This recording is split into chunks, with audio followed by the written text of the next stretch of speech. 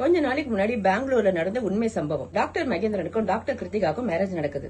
Doctor மகேந்திரனுக்கு பெரிய hospital கட்டணும்னு ஆசை. மனைவி கிட்ட சொல்லி மாமனார்ட்ட பணம் வாங்கிட்டு சொல்றாரு. மாமனார் கிளினிக் வேணா வச்சு தரேன், மாப்பிள்ளைக்கு அனுபவம் பத்தாதுன்னு சொல்றாரு.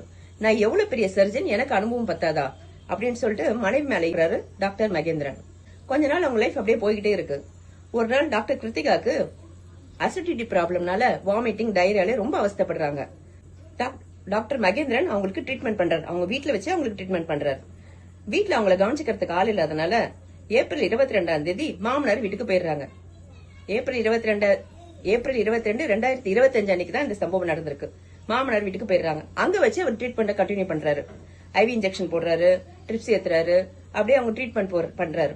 22 ட்ரீட்மெண்ட் 23 தொடருது. அன்னைக்கு நைட்டும் அவர் தான் ட்ரீட்மெண்ட் பாக்குறாரு. டாக்டர் மகேந்திரன் அவங்க ஒய்ஃப்க்கு ட்ரீட்மெண்ட் பாக்குறாரு. 24 பெட்ல சுயநிலையில் இல்லாம அவங்க ஒய்ஃப் கிடக்குறாங்க. ஆஸ்பத்திரிக்கு எடுத்துட்டு போயிட்டா இறந்துட்டாங்கன்னு சொல்றாங்க. எல்லாருக்கும் ரொம்ப ஷாக்கு. 3 நாளா நல்ல ட்ரீட்மெண்ட் தானே போயிட்டு இருந்துச்சு, எப்படி இறக்க முடியும்? அசிடிட்டி ப்ராப்ளம்னால உயிரே போயிடுமா அப்படின்னு சொல்லி எல்லாம் குழப்பத்துல ஆடுறாங்க. அப்படியே எல்லாம் தகச்சு போய் நிக்கிறாங்க.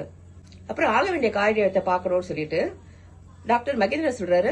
டாக்டர் மகேந்திரன் என்ன சொல்றாருன்னா, என் மனைவியை நான் என் ஊருக்கு கூட்டு போறேன், போஸ்ட்மார்ட்டம்லாம் அதை பண்ண வேண்டாம், நான் அங்க போய் இறுதி சடங்குலாம் பண்றேன்னு சொல்றாரு. மாமனார் சம்மதம் சொல்லிடுறாரு. மாப்பிள்ளை ரொம்ப கெஞ்சி கேட்கறதுனால சம்மதம் சொல்லிடுறாரு. ஆனா ஒரு ஆள் மட்டும் யாருன்னு பாக்குறீங்களா? கிருத்திகாவோட தங்கச்சி நித்திகா போஸ்ட்மார்ட்டம் பண்ணியே ஆகணும்னு நிக்கிறா. உடனே அதன்படி போஸ்ட்மார்ட்டம் பண்றாங்க. போஸ்ட்மார்ட்டம் பண்ணா என்ன ரிசல்ட் வருதுன்னா, அவங்களோட மரணம் இயற்கை கிடையாது, செயற்கை அப்படின்னு சொல்லிட்டு ரிசல்ட் வருது.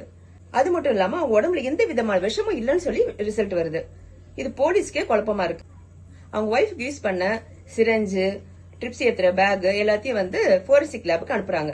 அவங்க உடம்புல இருக்க ரத்த மாதிரிகள், அவங்களோட உள்ளுறுப்புகள்லாம் லேப் டெஸ்ட்டுக்கு அனுப்புறாங்க. ரெண்டோட ரிசல்ட்டும் வந்துருது. ரெண்டு ரிசல்ட்லயும் பெரிய ஆச்சரியம். ரெண்டுத்துலயுமே உடம்புல மயக்க மருந்து இருந்திருக்குன்னு வந்திருக்கு. அதீத மயக்க மருந்துனாலதான் அவங்க இறந்திருக்காங்கன்னு வந்திருக்கு. அப்ப 3 நாள் அவங்களுக்கு யாரு ட்ரீட்மெண்ட் கொடுத்தா? அவங்க வீட்டுக்கார் டாக்டர் மகேந்திரன். அப்ப அவரை தேடுறாங்க. அவர் எஸ்கேப் ஆயிடுறாரு. அப்புறம் அவரை கண்டுபிடிக்கிறாங்க. கண்டுபிடிக்கும் போது அவர் கூப்பிட்டு விசாரிக்கிறாங்க. ஏன் இப்படியாச்சு என்ன அப்படி சொல்லி விசாரிக்கிறாங்க.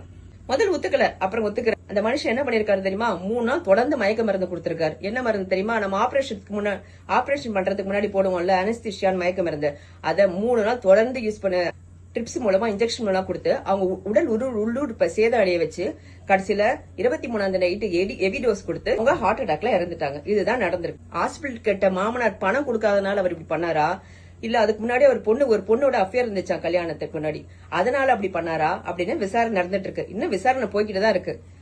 உயிரை காப்பாற்ற வேண்டிய டாக்டரே உயிரை பறிச்சிருக்காரு. அவருக்கு சரியான தண்டனை கிடைக்கும் நான் நம்புறேன். நீங்களும் நம்புறீங்களா?